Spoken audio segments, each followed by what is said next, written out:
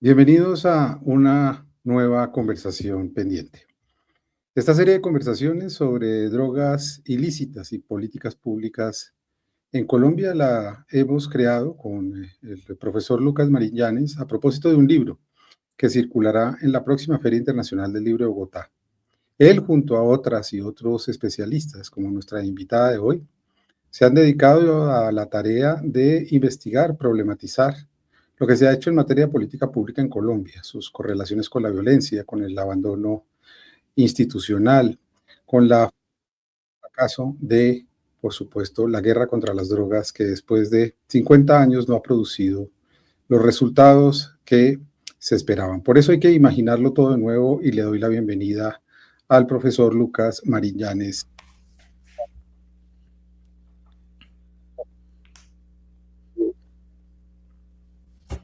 Juan David, buenas tardes a ti y a todas las personas que nos están escuchando en esta noche o en esta mañana para conversar nuevamente sobre drogas, sobre narcotráfico, sobre violencia en Colombia y para compartir con nuestra invitada de hoy, Laura Tuesta, para conversar con más profundidad sobre estos temas. Bueno, nuestra invitada de hoy, Laura Atuesta, es profesora titular de la Escuela de Finanzas, Economía, Gobierno de la Universidad EAFIT en Medellín. Hasta abril de 2005 se desempeñó como profesora e investigadora, titular en el Centro de Investigación y Docencia Económica CIDE de México, desde donde dirigió durante 7 años el programa de política pública de drogas PPD. Obtuvo una maestría en Economía y un doctorado en Economía aplicada en la Universidad de Illinois en Urbana-Champaign. Sus líneas de investigación se enfocan en la evaluación de políticas públicas y en el análisis de los costos asociados a la violencia criminal. Hola Laura, bienvenida y gracias por estar con nosotros. Juan David, muchísimas gracias por la invitación y Lucas, muchas gracias y nuevamente un gusto verte en estos espacios. Bueno, pues Lucas, hoy nos reúne el tema de la violencia que se relaciona con los mercados de las drogas y en particular, por supuesto, el caso colombiano, que es un caso dramático, que es un caso que ha causado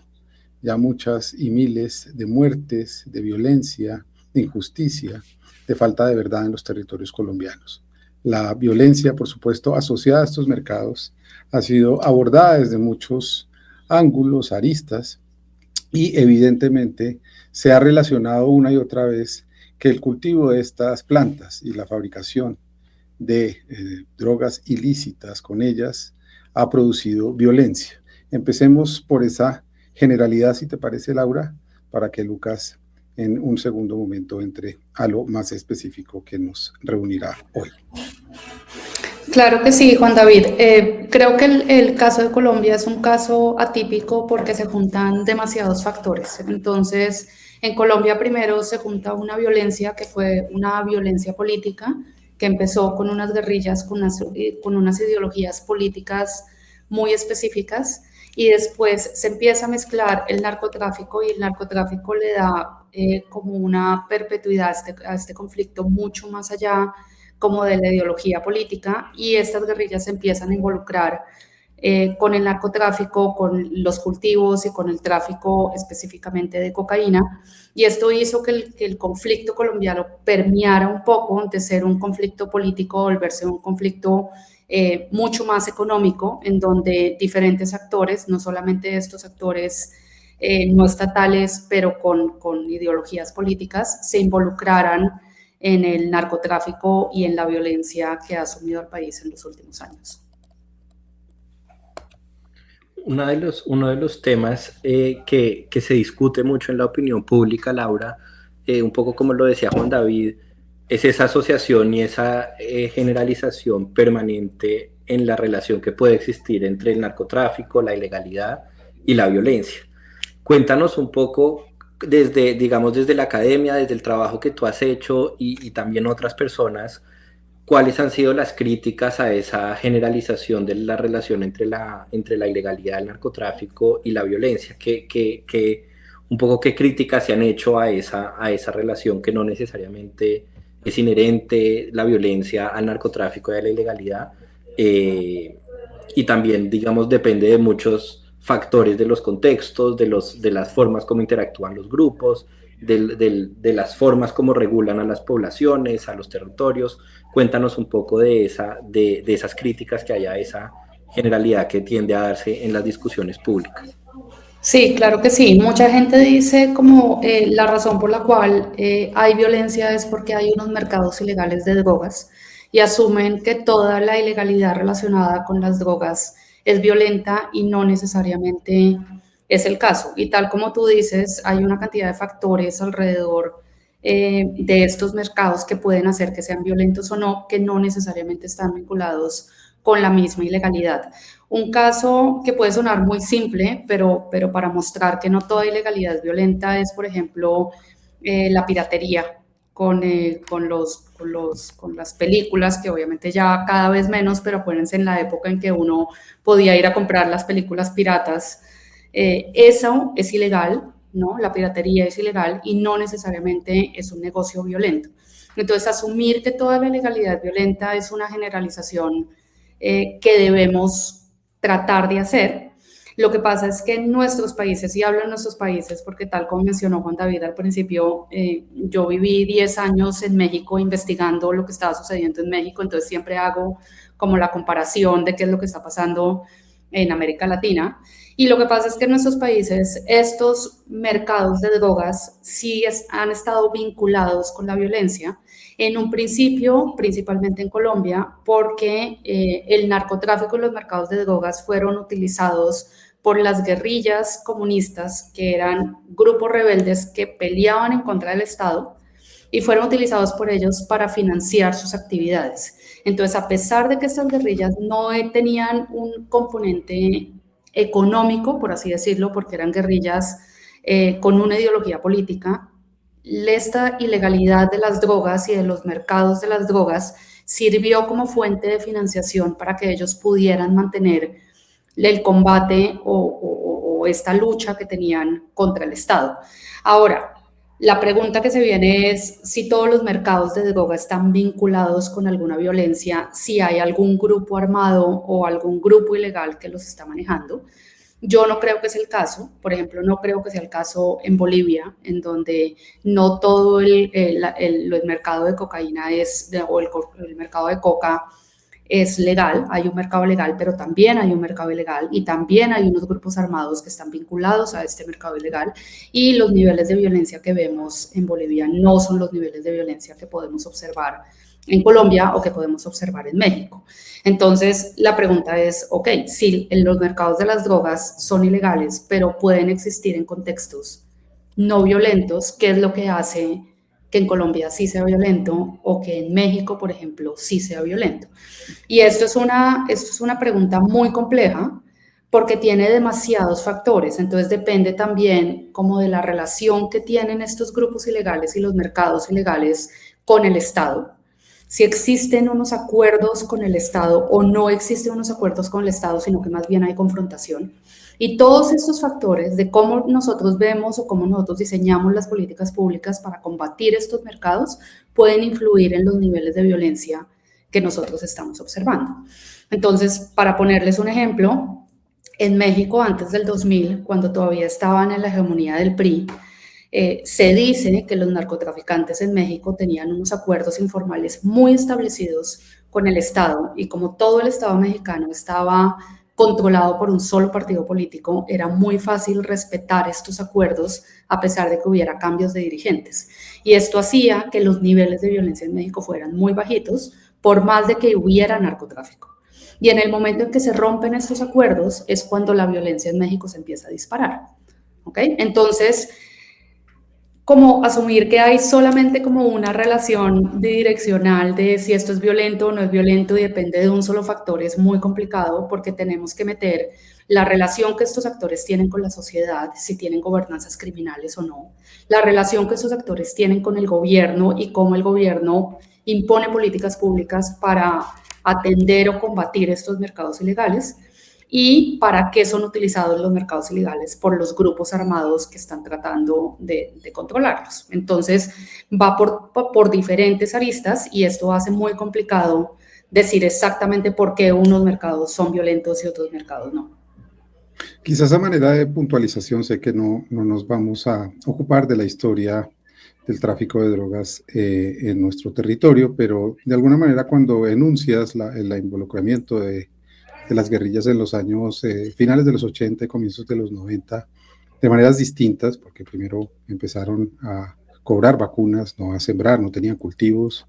De todas maneras, lo que sí habría que mencionar y pensar, no sé si tienes algún comentario, y Lucas también, por supuesto, es como la articulación de una primera estructura criminal, estuvo asociada a grupos de poder en connivencia con grupos delincuenciales, lo que llamaríamos los carteles, durante finales de los años 70 y toda la década de los 80 en Colombia. Ahí estaba el monopolio, si se quiere, de la distribución de cocaína en el país. Aquí no se sembraba tanto, como ya lo hemos visto en otros capítulos de esta serie, pero sí me gustaría hacer un comentario sobre eso, porque evidentemente a veces se habla poco de la connivencia y de la legitimación que tuvieron vastos sectores del Estado, legítimos políticos y ciertas clases sociales que también hicieron capitales a partir de la asociación con estas estructuras criminales que en ese entonces se llamaban carteles. No sé si ustedes tengan algún comentario sobre esto para que pasemos, por supuesto, ya a la caracterización de lo que tenemos hoy, que es muy distinto a lo de esa época. Lucas. No, yo agregaría eso que estabas diciendo, Juan David, también, por ejemplo, en el caso de la marihuana, que no es lo que estamos hablando necesariamente aquí, pero también hay unos trabajos como el de Lina Brito, en el que muestra cómo esa economía de la marihuana en la costa empezó a permear muchos sectores digamos, hacían parte de la sociedad, se legitimó. Está toda esta historia de la ventanilla siniestra que se creó en ese momento para que los recursos del tráfico y de la comercialización de marihuana se entraran a la sociedad y un poco se legitimaran, que yo creo que también es muy importante al entender cómo ha sido todo este proceso histórico en el cual la sociedad, el Estado ha tenido diferentes posiciones frente a cómo incorporar, cómo rechazar, cómo combatir a los grupos y a la economía ilegal. Y uno de los temas que mencionabas, Laura, también que me parece interesante, es que incluso en estos casos como latinoamericanos que tú describías, donde la violencia ha sido una de las características de los mercados ilegales y el narcotráfico, también hemos tenido, como en el caso mexicano, tú señalas unos periodos donde no ha habido niveles tan elevados de violencia, ¿no? Y Medellín es uno de esos casos. Por supuesto, en la época del cartel de Medellín y de Pablo Escobar hubo unos niveles muy altos de violencia en la ciudad, pero el narcotráfico no se redujo y los niveles de violencia sí lograron disminuirse un poco a partir de lo que tú contabas sobre las diferentes interacciones que hay entre el Estado, los grupos criminales, entre diferentes grupos criminales, y como incluso en momentos de alto, de niveles elevados de narcotráfico, de producción de cocaína, también es posible reducir los niveles de violencia. Y la siguiente pregunta que te quisiera hacer es que nos cuentes esa descripción que tú haces en el capítulo del libro sobre un poco la evolución de los actores que han estado vinculados al narcotráfico y a los mercados de cocaína en Colombia. ¿Cómo ha sido esa evolución de los grupos? Y sobre todo, si puedes enfatizar en esa diversificación del portafolio que ha habido de los grupos, que es uno de los temas centrales, digamos, en este momento para entender cómo está configurado el mapa de grupos criminales y actores armados en el país. Sí, claro. Justo lo que decía Juan David es cierto. En un principio las guerrillas no estaban involucradas con el cultivo y empezaron a cobrar vacunas. Y aquí es importante decir que justo lo que estaba pasando en el país cuando se cayeron los grandes cárteles y cuando empezaron a utilizar los paramilitares, no solamente estas personas, sino también grandes terratenientes para protegerse de las guerrillas, es que los paramilitares sí empezaron a involucrarse con el narcotráfico y las guerrillas no. Y hay evidencia en que principalmente el ELN decía, nosotros somos una guerrilla comunista y nosotros no nos vamos a meter con el tráfico de drogas. Lo que pasa es que si nos ponemos como en estos equilibrios de poderes, de que tenemos un conflicto guerrilla paramilitares y tenemos a los paramilitares que se están involucrando y están obteniendo ganancias importantes con respecto al narcotráfico, la única forma en que las guerrillas podían seguir como el ritmo y mantenerse en el conflicto era también involucrarse de una u de otra manera. Entonces empezaron un involucramiento a través de las vacunas y demás, pero poco a poco como que se involucraron mucho más con los campesinos, comprando producción, y las FARC específicamente se volvieron uno de los principales comercializadores de cocaína a nivel internacional. De hecho, hay evidencia de que las FARC tenían como varios contactos internacionales y que básicamente era un monopolio de que ellos se encargaban de cómo se comercializaba y cuál era el precio que tenía la cocaína a nivel internacional. Entonces, hablando desde el lado de los cultivadores, no estoy diciendo que el negocio de las FARC fuera perfecto, pero aunque sea, sí había una certidumbre de quién les iba a comprar el producto, a qué precio se los iba a comprar y qué iba a pasar con ese producto.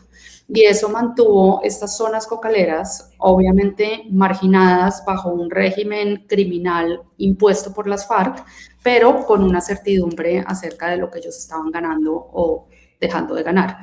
En el momento en que llega el acuerdo de paz y las FARC salen, la idea del gobierno en ese momento era que el gobierno iba a entrar con una presencia estatal importante y iba a haber como una sustitución de gobernanza. Y en estos municipios en donde estaban gobernando las FARC, iba a entrar el gobierno a gobernar, cosa que no pasó. Entonces, todo quedó muy bien hecho en papel, específicamente en los municipios denominados PEDET, pero en el momento en que el gobierno no empieza a implementar este acuerdo, lo que sucede es que otros grupos van a tratar de imponer su propia gobernanza. Y esto lo podemos ver, lo vemos en Colombia en este momento, lo vemos en México cada vez que hay enfrentamientos militares entre el gobierno y otros grupos. Y es que en el momento en que un grupo sale, ya sea porque negocia su salida con el gobierno o porque descabezan a su líder, es decir, como que quitan al líder de la organización o lo debilitan porque hay enfrentamientos directamente con ese grupo, pueden suceder dos cosas. Una de las cosas es que ese grupo se debilita y otros grupos tratan de llegar al territorio para tener un control territorial y ser capaces de extraer las rentas de ese territorio, o personas más abajo de ese grupo tratan de llegar al poder y empiezan a haber una fragmentación interna entre diferentes facciones tratando de obtener el poder. Entonces, lo que pasó en Colombia con las FARC es que los territorios ex-FARC quedaron sin una gobernanza específica. Al no llegar el gobierno con políticas públicas muy claras y muy establecidas de lo que iba a suceder en esos territorios, lo que pasó fue que llegaron otros grupos. Y entonces la llegada de los otros grupos, ninguno tan fuerte como eran las FARC, ninguno con las negociaciones que podía hacer las FARC a nivel internacional, hizo que hubiera una atomización de los grupos y esto consecuentemente se traduce en más violencia como competencia por controlar territorios específicos, en más violencia por ganar una mayor porción del mercado, competencia y violencia por ganar a ver quién le venden en el exterior. Entonces, sin querer romantizar un poco a las FARC y la estructura muy establecida que tenían las FARC, la situación hoy en día yo creo que es mucho peor, porque no tenemos solamente un grupo poderoso que controla, lo cual tampoco era ideal, sino que tenemos muchísimos grupos atomizados, ninguno con un poder suficiente, en muchas regiones compitiendo entre ellos para ver quién se queda con el mercado, y obviamente es la población civil y los campesinos los que quedan en la mitad de esta lucha territorial. Entonces el conflicto colombiano como que ha ido evolucionando de tener unas guerrillas comunistas, después tener unos grandes carteles o cárteles del narcotráfico, que son los que se encargan de toda esta producción y comercialización, a tener una lucha paramilitares guerrilla en donde sí o sí nos tenemos que involucrar con el narcotráfico si quieren seguir con ese conflicto, y después a no tener unos grupos hegemónicos que controlen territorio y tener una atomización de los grupos que obviamente se traduce en una mayor violencia por la competencia que producen por el control territorial, siendo los campesinos las víctimas, obviamente, y la población las víctimas que quedan en la mitad de este conflicto. Este año, Laura, se cumplen 10 años de la firma de ese acuerdo y tú te ocupas un poco de la evolución de esos grupos criminales. Ya no son estas estructuras, se acabaron por lo menos en Colombia los carteles, está el Clan del Golfo, pero digamos, no es un cártel tan absoluto como lo que teníamos antes. Y entonces hay una evolución de todos estos grupos que me gustaría que tú le contaras a quienes nos ven, perdón, quiénes son, qué son estos grupos, cómo están conformados, tú les pones unos nombres. Incluso hoy estamos hablando hasta de pandillas, de personas en los barrios más excluidos de Colombia que se ocupan como estructura del tráfico de drogas ilícitas. ¿Por qué no nos ayudas a caracterizar, después de esa fragmentación, qué es lo que tenemos hoy como estructuras violentas en el territorio colombiano y cómo es su poder real frente a lo que estamos viviendo hoy? Sí, hacer esta caracterización no es fácil. Nosotros desde hace 2 años en EAFIT estamos tratando de hacer un mapeo de cuáles son los grupos que hay en todo el territorio, qué actividades se están llevando a cabo y cómo podemos catalogar estos grupos. Y no es fácil. Entonces, lo primero que nosotros hicimos fue como tratar de mirar el ejército, cómo los catalogaba. El ejército tiene una caracterización como muy sencilla de estos grupos, que son 3 grupos, como grupos armados residuales, grupos armados de la delincuencia organizada. Entonces, a unos los mete en una de estas categorías dependiendo de qué son capaces de hacer o hasta dónde llegan sus capacidades, pero es muy complejo saber exactamente hasta dónde llega cada uno de los grupos. Lo que sabemos es lo siguiente: cada vez que hay un acuerdo de paz, ¿no?, o una negociación, ya sea la ley de justicia y paz que hubo con el presidente Uribe o el acuerdo de paz que hubo con el presidente Santos, y hay un desarme de grupos específicos, en su momento las Autodefensas Unidas de Colombia o las FARC durante el acuerdo de paz,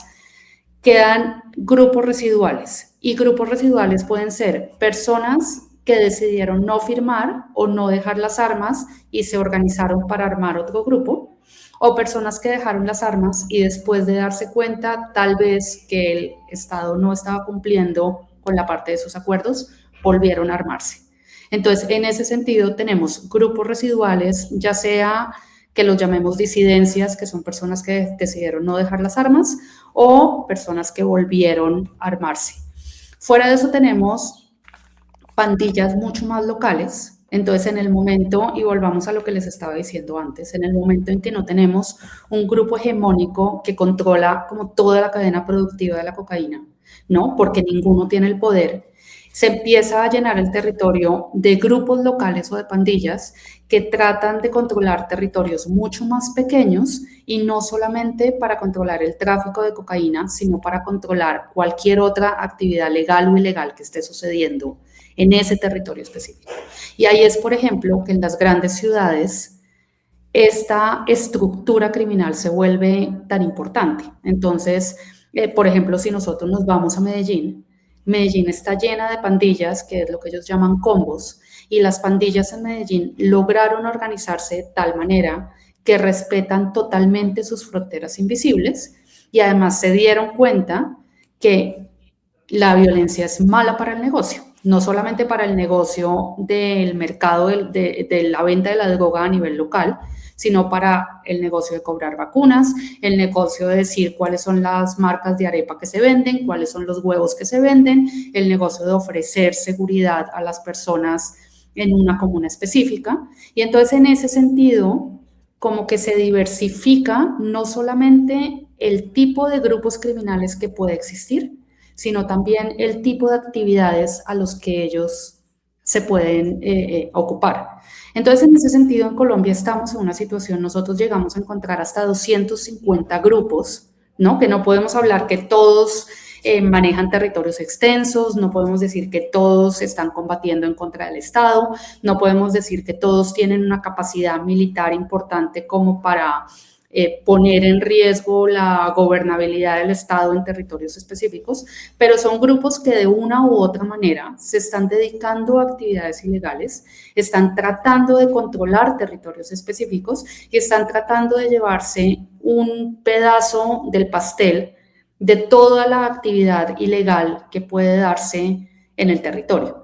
Entonces, a mí no me gusta, la verdad no me gusta esa tipología que hace, el gobierno, el ejército específicamente, porque me parece que no es muy claro dónde entra un grupo y dónde entra otro, porque además las capacidades que puede tener cada grupo pueden ser distintas dependiendo de la relación que tienen con el territorio, con la sociedad y con las instituciones locales en ese territorio.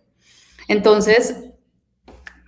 siendo como resumiendo, no sé si tengo una respuesta específica a tu pregunta de decir qué tipos de grupos hay. Lo que sí es que hay una diversificación tanto de grupos como de actividades y tenemos grupos con diferentes capacidades que tratan de controlar territorio. Y el control del territorio sí creo que es un factor clave para entender un poco qué es lo que está pasando en las diferentes zonas del país. De acuerdo, y uno de los temas que yo creo que cada vez es más recurrente en estas conversaciones que hemos tenido en las últimas semanas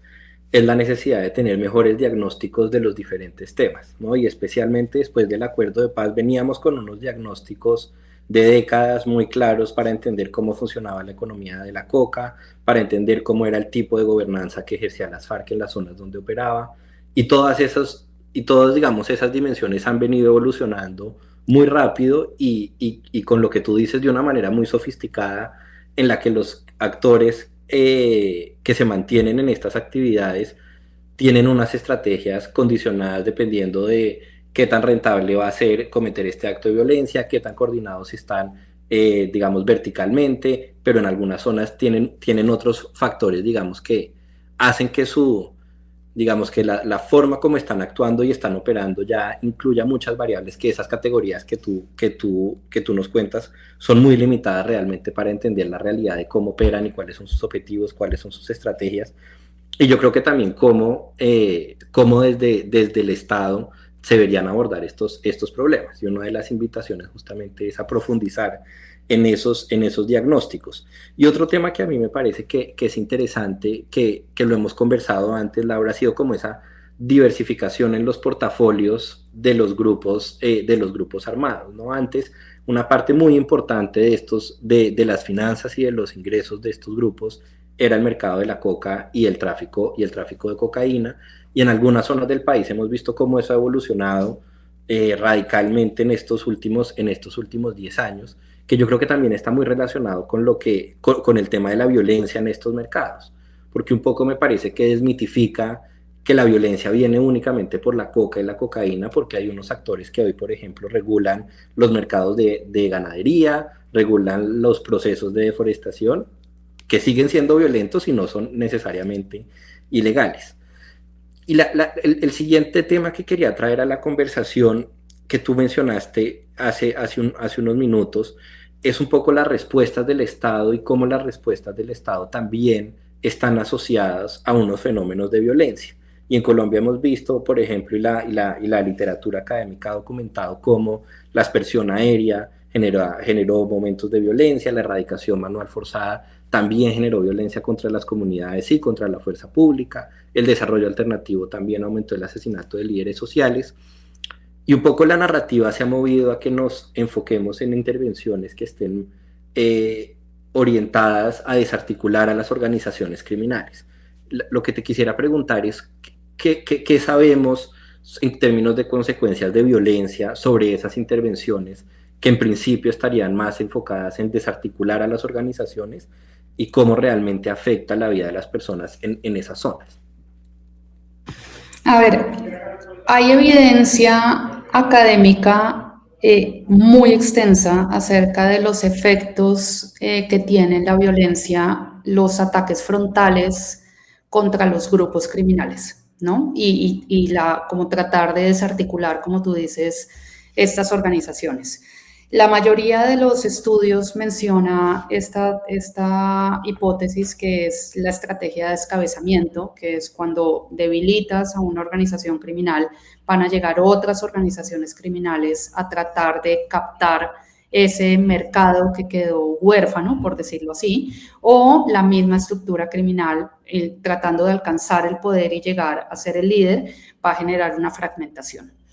Hay evidencia de que entre más grupos haya en un territorio, más violencia hay. Normalmente el número de grupos en un territorio refleja como la fragmentación que existe, la fragmentación criminal que existe en ese territorio y la competencia y la lucha que tienen esos criminales por llegar al poder. Entonces, los ataques frontales contra el crimen organizado, contra los grupos criminales, normalmente lo que generan es una fragmentación de los grupos, es decir, más grupos en un mismo territorio, tratando de controlar el mercado o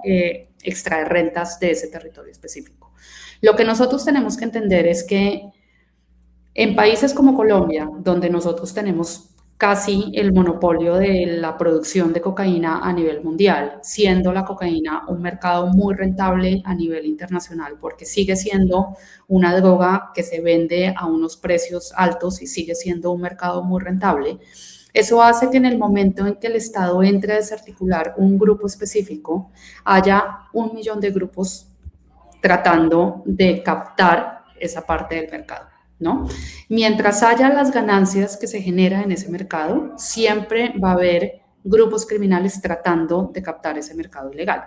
Entonces, lo difícil es que cuando uno explica estos temas, la pregunta que sigue es, entonces, si no desarticulamos a los grupos, si no peleamos a los grupos frontalmente, entonces, ¿qué hacemos? ¿No? Y ahí es cuando se abre el abanico de cosas para hacer. Y es, por ejemplo, una de las cosas es empezar a hablar de regulación, y ahí es cuando tenemos un vínculo directo entre la regulación de las drogas y la violencia, porque en el momento en que nosotros abrimos la discusión de la regulación, lo que estamos tratando de hacer es quitarle el mercado a los grupos criminales para que ese mercado pase a ser parte del Estado y el Estado es el que ponga las reglas del juego. Entonces, lo primero que hay que hacer acá es una distinción, y es que regulación no es legalización.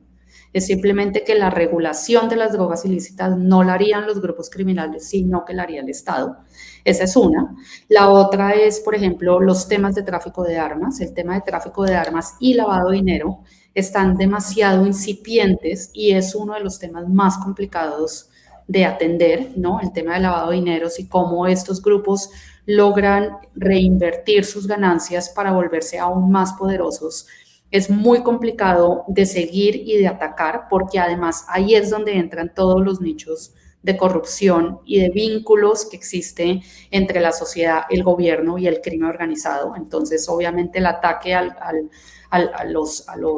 lavado de dinero va a llegar hasta tal punto, hasta un punto específico, porque si vamos más allá, se cae la economía. Y yo pienso que esto es verdad en Colombia y es verdad en México, y es que nuestras sociedades y nuestra economía está muy fortalecida por el lavado de dinero y por los mercados ilegales que hay. El otro tema es que normalmente esas estructuras criminales han evolucionado a tal punto que los grandes líderes de estas organizaciones no son personas que están en esos territorios, sino son personas que viven como ciudadanos normales en apartamentos cerca de los nuestros y donde los hijos de ellos pueden ir con nuestros hijos al colegio. Y eso es lo que la literatura empieza a llamar como los narcos invisibles. Y tratar de vincular a esas personas con los grupos criminales y con las actividades criminales que están llevando a cabo es muy complicado, porque esas personas no tienen un arma, no están matando y no están ejerciendo violencia directamente, sino que van todos los días a su oficina y de su oficina empiezan a mandar. Entonces, ya el crimen organizado ha llegado a tal punto que desarticularlo desde su inicio, ¿no? Es muy complicado, y cuando nosotros cuando el gobierno ataca frontalmente a estos grupos criminales, lo hace como en la cadena más baja, ¿no? Del grupo, en donde si yo mato a una persona, hay otras 50 personas o 1000 personas que quieren entrar ahí y que las puedo sustituir de la noche a la mañana. Entonces son esfuerzos que no vale la pena hacer. Y pienso que es mucho más como lo que se debería hacer una actividad de inteligencia militar o inteligencia financiera o inteligencia económica para saber exactamente dónde están los flujos de dinero y cuáles son realmente las estructuras criminales desde la cabeza hasta abajo, para ver dónde los podemos atacar sin que se genere este ataque frontal al crimen organizado que produce tanto daño, tanto para las sociedades como para los campesinos. Otra de las ideas, y esto ya lo habíamos discutido en otros espacios, es que cuando nosotros hablamos de estrategias de negociación, es muy complicado hablar de una negociación en este momento con estos grupos criminales que cuando el gobierno de Santos se sentó con las FARC a negociar, porque en últimas las FARC seguía siendo un grupo político y querían una salida política del conflicto. Pero si yo me siento con los combos de Medellín, como lo trató de hacer la Paz Total de Petro, el gobierno no tiene mucho que ofrecer y cuando uno se sienta en una mesa de negociación, tienes que tener algo debajo de la manga para ofrecer. Y entonces ahí es cuando uno entra en esta negociación de qué voy a ofrecer, es decir, qué quiero, o quiero disminuir la violencia, o quiero enfocarme no sé, en atacar los mercados de drogas, o qué es lo que yo estoy dispuesto a ceder para tratar de tener algo a cambio. Y yo pienso que eso es lo que el gobierno aún no tiene claro y hasta que no lo tenga claro no puede existir otra salida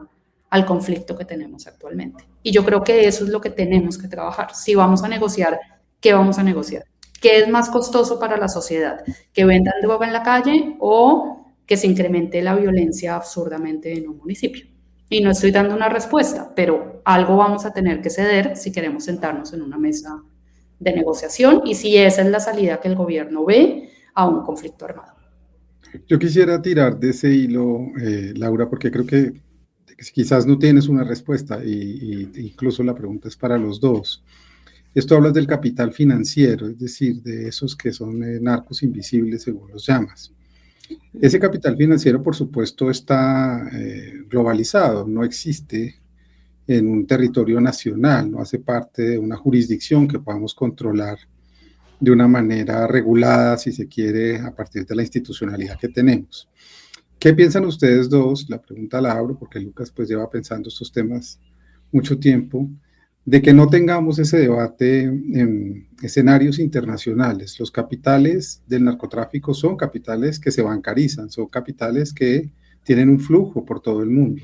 Y ese problema evidentemente nos causa a nosotros una sensación de que así hagamos lo imposible dentro de la política del gobierno que sea,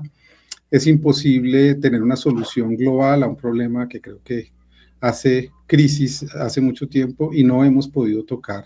ese debate y esa discusión de una manera mucho más vehemente e informada. Totalmente. Yo, si quieres, Laura, yo contesto algo corto porque coincido y nosotros hemos en el CCD, con María Alejandra Vélez, hemos tratado de hacer investigaciones relacionadas con lavado de activos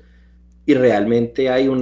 como unas barreras muy grandes para poder entender bien esos temas.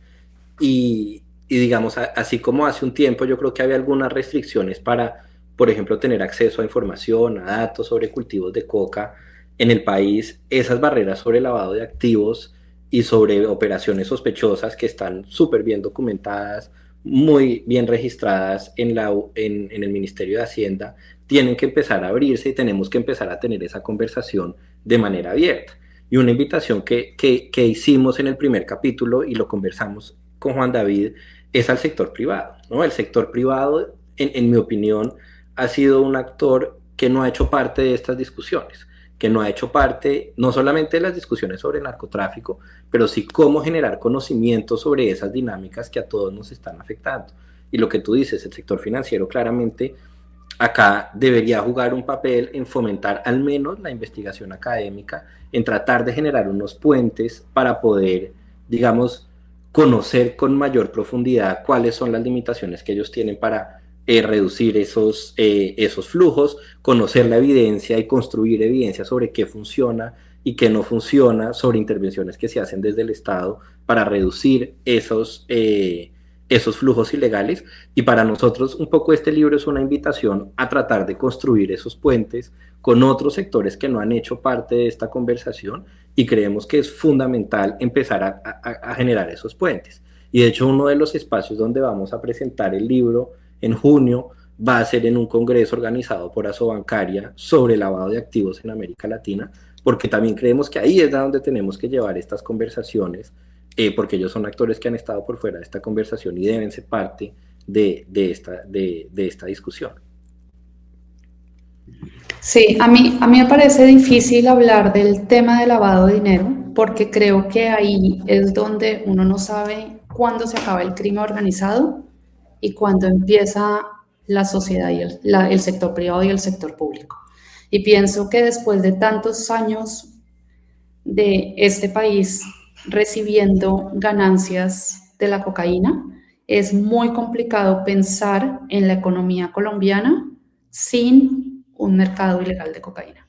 Y pienso que estas ganancias de la cocaína, no todas, pero sí pienso que gran parte de estas ganancias ya están muy metidas en la economía colombiana, permeando lo que es gobierno y permeando lo que es sector privado. Entonces, mucha gente, y esto es muy difícil de probar, pero por ejemplo, mucha gente dice que el gran boom económico que ha tenido Medellín en los últimos años está muy relacionado con el lavado de dinero que entra directamente a la ciudad. Y entonces, en ese sentido, cuando empiezan las investigaciones, y lo que dice Lucas, que uno se encuentra tal vez con una pared cuando tratas de ir un poco más allá, es porque hay demasiados intereses económicos de diferentes agentes involucrados que no necesariamente van a querer que estas investigaciones lleguen más a fondo. En algún momento yo hablé con un periodista mexicano y él me decía, es que el crimen organizado no es que exista a pesar del Estado, sino que existe gracias al Estado. Y en ese sentido, como marcar unas barreras claras en dónde se acaba el crimen organizado, dónde empieza el Estado y dónde empieza el sector privado, pienso que en este país, este momento es imposible hacerlo. Y eso Otra de entonces las, cualquier investigación. otra de las recomendaciones que haces, que a muchos pueden parecerles obvias, pero que yo que está un poco metido en estos temas ahora de la paz, encuentro que se les presta muy poca atención y se discute un poco, es la intervención social, la intervención, digamos, de carácter cultural en un sentido amplio. Pones el ejemplo de conectividad de Medellín, de cómo los sistemas de transporte pueden conectar cosas. Podríamos hablar de la educación, por supuesto, de cómo esta educación y estos apartheids educativos de lo privado versus lo público han creado también unas distancias sociales muy grandes. Pero a veces, y eso me interesa que lo comentes, no comentamos esa violencia social, narcotráfico, desde esa óptica, también desde las diferencias de clases, desde las exclusiones, desde la falta de oportunidades de unos o de otros, desde la poca inversión en infraestructuras. Eso parece, insisto, obvio, pero yo creo que eso lo tenemos que empezar a hablar si queremos transformar territorialmente las zonas más excluidas del país. Me gustaría que lo comentaras y un poco por qué crees que esa recomendación que haces está tan poco presente en las discusiones sobre política de drogas y nos concentramos en lo punitivo y nos concentramos en el diagnóstico económico y de gran escala y de cuántas hectáreas y no sé qué más, y imaginamos poco, me parece, la dimensión social de esta crisis que hemos vivido. Claro que sí. Yo creo que cuando uno trata de entender un poco la violencia que estamos viviendo, es una violencia que tiene unas causas múltiples y una de esas causas es una causa estructural importante que está muy enfocada en la marginalización que hemos tenido con las clases sociales, en la brecha que existe entre el campo y la ciudad y en generaciones enteras que han crecido sin tener suficientes oportunidades como para salir adelante y romper estos círculos de pobreza. ¿Por qué nos enfocamos en lo punitivo? Porque a nivel electoral eso es lo que vende. Porque si yo me enfoco solamente en atender una violencia estructural, esos resultados no los voy a ver en 2, 3, 4 o 10 años. Esos resultados son generacionales. Y entonces, electoralmente, pues no vale la pena enfocarnos solamente en atender esa violencia estructural, pues porque me mato electoralmente si no hago nada más. Y electoralmente vale mucho, o políticamente vale mucho más la pena vender que estoy mandando ejército a pelear contra los grupos criminales y estoy erradicando hectáreas y estoy haciendo algo que yo puedo ver resultados tangibles en el corto plazo. El tema es que si nosotros seguimos haciendo eso, es como tratando de apagar pequeños fuegos, pero sin llegar realmente a las causas del problema. Y pienso que si uno realmente quiere atender los problemas de violencia que existen en este país, tienes que irte a las causas estructurales. Entonces, en ese sentido, si uno analiza el acuerdo de paz es hermoso, porque el acuerdo de paz tiene en cuenta todas estas causas estructurales de las cuales estoy hablando, y el punto 1 del acuerdo de la reforma rural integral lo que está tratando de hacer es reconociendo que existen unas desigualdades sociales y unas desigualdades entre campo y ciudad que tenemos que atender si realmente queremos acabar con un conflicto que lleva tantos años. Lo que pasa es que es muy bonito ponerlo en papel, pero en el momento de implementarlo es muy complicado. Uno, porque políticamente es poco viable que esto vaya a seguir haciéndose generación tras generación, presidente tras presidente. Y dos, porque seguimos viendo una violencia inmediata que algo tenemos que hacer al respecto. Entonces, mucha gente, muchos políticos lo que deciden es o me voy con la parte estructural que no la vamos a ver y que tal vez vaya a pasar mucho tiempo antes de que veamos un resultado, o trato de acabar ya con los problemas que se me están viniendo el día a día con respecto al número de homicidios, violencia que veo todos los días en los municipios. Pero pues las causas estructurales, yo pienso que eso es como la raíz de lo que estamos viendo. Y estamos viendo generaciones de jóvenes enteros que dicen, yo para qué voy a ir a la universidad si me involucro con un grupo criminal y puedo ganar en el corto plazo lo que nunca ganaría en la vida porque no tengo oportunidades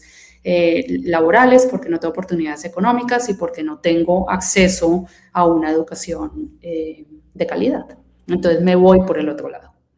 Entonces estamos hablando como un tema generacional y es muy complicado uno tratar de ver soluciones a políticas públicas que ataquen ese tema en el corto plazo.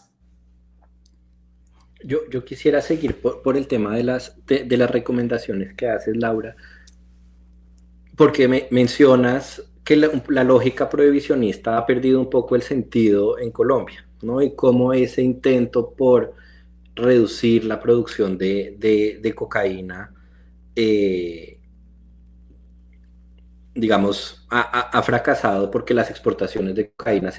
persisten, porque esto financia a los actores armados. Y una de las recomendaciones que hace es que es necesario evaluar qué tanto ha ganado el país, qué tanto ha ganado las comunidades campesinas, los jóvenes, con la prohibición de la cocaína y el propósito de reducir su producción. Cuéntanos un poco sobre ese hallazgo que me parece que es muy importante y creo que tampoco hace parte de la discusión pública, un poco esa lógica de tener que ver qué tantos beneficios le ha generado al país y a los ciudadanos de Colombia la prohibición de esta sustancia.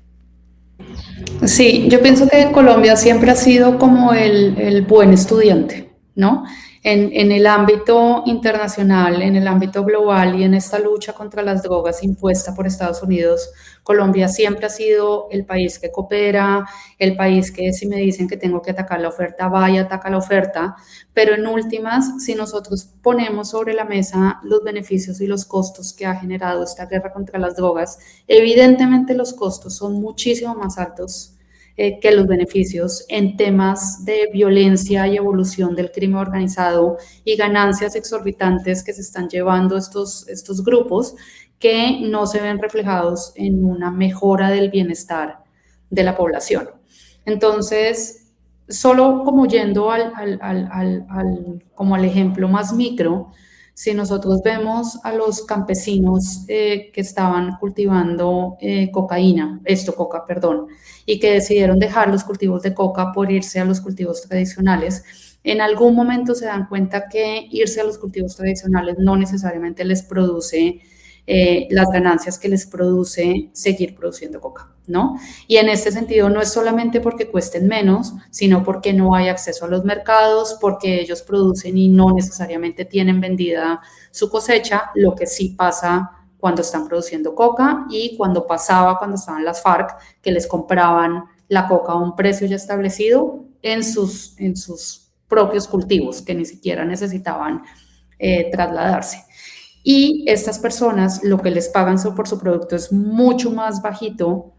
o es una proporción mínima de todas las ganancias que tiene el mercado. Entonces, si nosotros juntamos esos costos que generan en los campesinos y en las zonas rurales del país, con los costos que se generan por la violencia y por la evolución y fragmentación y multiplicación de estos grupos criminales que estamos teniendo en el territorio, por las gobernanzas criminales que se han establecido en diferentes territorios para establecer un control territorial y una extracción de rentas, decimos por qué Colombia sigue siendo el buen alumno, el que siempre dice que sí, el que siempre hace lo que Estados Unidos quiere que hagamos. Y si es así, entonces, ¿por qué no nos planteamos nosotros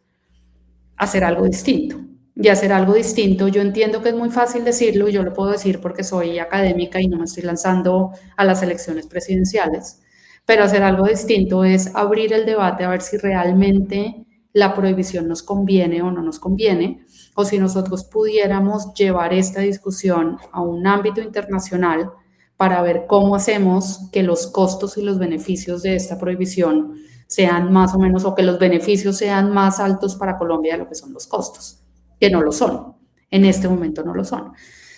Eso es tan pesado políticamente y es un costo tan grande políticamente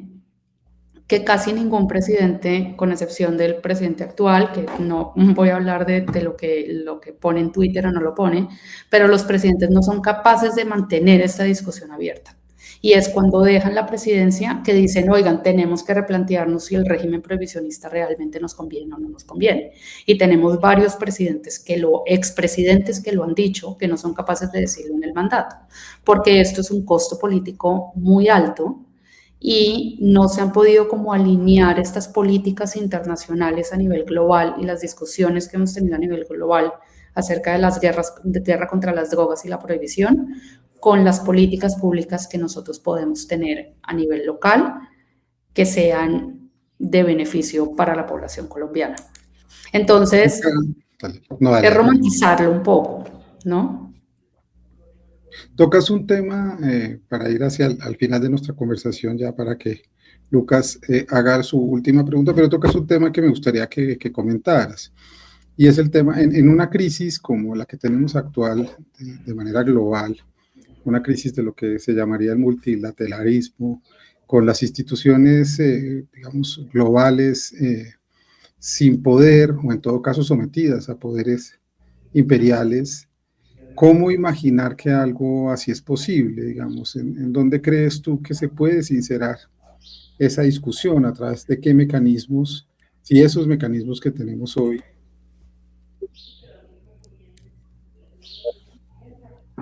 es violencia que está promoviendo el gobierno de Estados Unidos.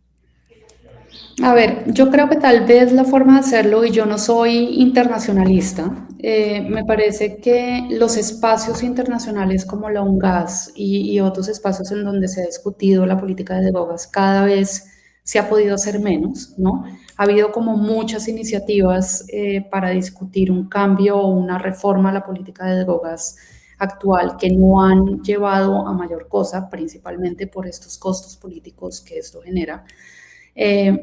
Me parece que en América Latina ha habido algunos cambios internos en políticas de drogas en países específicos, hablando de Bolivia y Uruguay, que tienen como unas condiciones muy distintas a las que tiene Colombia, pero creo que estas discusiones se pudieran llevar a nivel regional, y a nivel regional tratar de hacer como un bloque regional, tratando de llevar estas discusiones un poco más arriba. Lo que pasa es que Estados Unidos sigue pesando mucho, y pesa mucho como lo pongan, es decir, como desertificación, pesa la desertificación. Poner aranceles, si no hacen lo que yo haga, pesan los aranceles, porque sigue siendo el socio comercial importante de la mayoría de los países. Eso a nivel internacional. Creo que tal vez una forma de hacerlo puede ser haciendo bloque regional, como para tener un poco más de peso a nivel internacional y poder negociar algo. Pero también tenemos un problema a nivel local, y es que es muy difícil tener estas discusiones a nivel local porque la sociedad y el electorado todavía no está listo para tener estas discusiones. Y es muerte política el que diga que va a regular las drogas. Entonces, muchos de los candidatos actuales. De hecho, estaba viendo un podcast de un candidato a la presidencia que decía, yo realmente creo en la regulación, personalmente creo en la regulación, pero como candidato no lo puedo hacer y no lo puedo prometer, porque la sociedad colombiana creo que todavía no está dispuesta a abrir esta conversación. Entonces el escenario en ese sentido es muy negro, es muy complicado, y yo lo digo porque soy académica y no tengo muerte política, pero una persona capaz de hacer políticas públicas con respecto a este tema es muy complicado que lo haga porque es muy riesgoso. De acuerdo, y uno de los temas que documentamos en el libro justamente relacionado, y yo concuerdo contigo, Laura, que uno de los principales problemas que tenemos es a nivel doméstico, ¿no? Cuando logremos resolver ese problema político de manera interna, creo que tendremos más oportunidades internacionales. Pero es claro como ese espacio de la regulación de los mercados, de salirnos del marco prohibicionista, no ha sido ocupado por ningún sector político. Y casi que todos le huyen a ocupar ese espacio. Y yo en parte creo que, digamos, yo no creo en esa visión que tendríamos que esperar a que la sociedad esté preparada. Yo creo que en parte uno de los roles de los políticos es justamente hacer mover esa opinión, ¿no? Y es lograr transmitir información que sea veraz, información que sea cierta, información que esté verificada, y lograr ser también unos actores y sí, que tengan agencia para cambiar las posiciones de las personas. Y ahí yo creo que desde los sectores políticos ha faltado mucho compromiso, y yo creo que mucho también entendimiento de la relevancia que tiene este tema para muchos otros, para la construcción de paz, para el desarrollo territorial, mejor dicho, y creo que ahí hay un espacio que se debería ocupar desde lo político más pronto que tarde. La última pregunta que te quisiera hacer es que yo ahí veo en el capítulo también que hay una tensión como permanente entre las necesidades de reducir violencia y las necesidades de controlar la producción de cocaína, ¿no? Como dentro del marco prohibicionista en el que operamos, ahí hay una tensión permanente. Y lo que uno ve en la vida, digamos, dentro de la prohibición, es que cumplir esos dos objetivos al mismo tiempo es casi que imposible, incluso con esas intervenciones que están orientadas únicamente a afectar a las organizaciones criminales, incluso como políticas como la militarización, que han generado esas consecuencias devastadoras sociales, y que han violado derechos humanos. ¿Cómo crees tú, digamos, si nos salimos de esa posibilidad de la regulación, cómo crees tú que esos dos objetivos se podrían tratar de reconciliar? Y creo que es interesante saber tú qué piensas pues como para tener una luz de guía y de entendimiento en las personas que nos están escuchando, porque yo comparto que la solución a estas, digamos, a estos diagnósticos no puede ser no, entonces el Estado no hace nada, sino que el Estado justamente tiene que hacer, y el Estado tiene que proponer, y los gobiernos tienen que proponer en esas tensiones que son tan difíciles de resolver. Creo que esa es como la pregunta más difícil del capítulo, y además dijiste como saliéndose de esa discusión de la regulación, ¿qué más podemos hacer? Porque si nosotros pensamos en la regulación, pues esa es la respuesta, ¿no? Es decir, ¿cómo evito esa tensión en que haya más cultivos y más producto, pero que no haya violencia? Es cuando el Estado entra y regula. Y el Estado puede decir, ¿saben qué? En este municipio específico se pueden producir tantas hectáreas de coca, y esa coca va a ser comercializada y distribuida de esta manera, teniendo en cuenta estos lineamientos específicos. Y ahí el Estado entra a competir económicamente directamente con el crimen organizado. Y dependiendo de cómo se establezcan estas reglas regulatorias, puede quitarle mercado al crimen organizado y quitarle la disyuntiva a los campesinos, por ejemplo, de estar haciendo algo ilegal y poner sus vidas en riesgo, o de irse a un mercado mucho más seguro, que sería un mercado estatal. Pero quitando de la mesa el tema de regulación, pues es muy complicado porque tú dices, no quiero más violencia, ¿no? Pero se está generando como esta cantidad de cultivos y esta cantidad de producto, y esto sigue siendo una oportunidad económica a nivel internacional. ¿Qué podemos hacer? Y ahí es cuando yo digo, que una de las salidas, sin hablar de regulación, para lidiar con el crimen organizado puede ser la negociación. Y en la negociación, nuevamente, tú tienes que saber qué estás dispuesto a negociar antes de sentarte a la mesa. Y ahí la pregunta es, por ejemplo, en Medellín no ha habido negociaciones, pero hay unos acuerdos no hablados entre los combos y el Estado. Y es decir, yo no quiero que ustedes sean violentos. Y díganme qué tienen que hacer para bajar la violencia en la ciudad. Entonces los combos entendieron que la violencia es mala, que pueden hacer sus negocios y que la policía no se va a meter con tal de que no haya violencia, porque en el momento en que haya un muerto, la policía entra y se les daña el negocio. Entonces, ese acuerdo, ¿no?, que no se ha hablado sobre la mesa, es un acuerdo que permite que la violencia disminuya. Entonces, en ese sentido, nuevamente, ¿qué es más importante para nosotros? ¿Disminuir la violencia o disminuir los mercados? ¿Qué pasa si yo como gobierno me siento y digo, ok, que haya mercados locales de drogas, pero la droga no puede estar adulterada, no se puede vender a menores de edad, no la pueden vender al frente de las escuelas y esto no puede ser violento? Y si esas condiciones yo se las pongo al crimen organizado y les digo, nos vamos a sentar sobre la mesa, yo los dejo en paz, ustedes hacen las cosas así, pero me aseguran que no hay violencia y en el momento en que haya violencia yo entro al territorio, pueden llegar a unos acuerdos de negociación. Nuevamente, yo puedo decir esto porque yo soy académica. Un político no va a ser capaz de hacerlo. Pero, nuevamente, si hablamos en temas de negociación como una salida a la violencia, tenemos que estar dispuestos a ceder algo para que la negociación pueda funcionar. Y ese algo es diferente a lo que se negoció en el 2017, porque no estamos hablando con unos actores con ideologías políticas, sino unos actores netamente económicos. Entonces, no sé, Laura, tal vez es la regulación, tal vez es la negociación. Creo que nos das muchas salidas e ideas. Yo sí aspiro que algún día la discusión política en Colombia asuma la responsabilidad, porque esto no solo se trata de tomar riesgos, sino de asumir responsabilidades frente a una violencia que nos ha marcado ya demasiado tiempo. A ti y a Lucas, gracias por abrir preguntas, por complicarnos la vida. Creo que de eso se trata, tener una discusión pública informada sobre temas que por supuesto no se solucionan con un libro ni con una conversación y ni siquiera con una política pública, sino con la capacidad de que la sociedad entienda que lo que vivimos hace parte de nuestras vidas, es parte de nuestras responsabilidades y ojalá lo hablemos con mucha más franqueza, tranquilidad y un sentido de horizonte y de futuro que ojalá regule, legalice y permita que no nos sigamos matando por un negocio que, insisto, ha causado mucho dolor. A los dos, mil gracias por esta conversación. Muchas gracias, Juan David.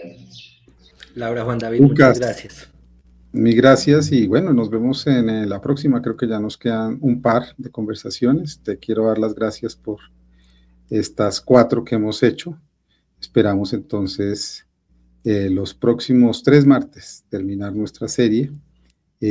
porque creo que después ya se vendrá el momento de la Feria del Libro de Bogotá, en donde los autores estarán aquí para conversar más extensamente sobre este libro de drogas ilícitas y políticas públicas en Colombia. Gracias, Lucas, nos vemos en la próxima. Juan David, muchas gracias, que tengas feliz día. Y a ustedes gracias por esta nueva audiencia. Creo que se trata, insisto, no de tener la razón, pero sí de llenarnos de razones. A veces disentimos, a veces no estamos de acuerdo, a veces creemos que los enfoques no son los adecuados, pero creo que hay que discutir los enfoques. De eso se trata este especial de drogas y políticas públicas en Colombia que queremos promover desde Conversaciones Pendientes en un momento electoral en que es necesario hablar de estos temas de una manera mucho más compleja y mucho más paradójica que lo que se hace en la actualidad. Nos vemos en la próxima. Chao, chao.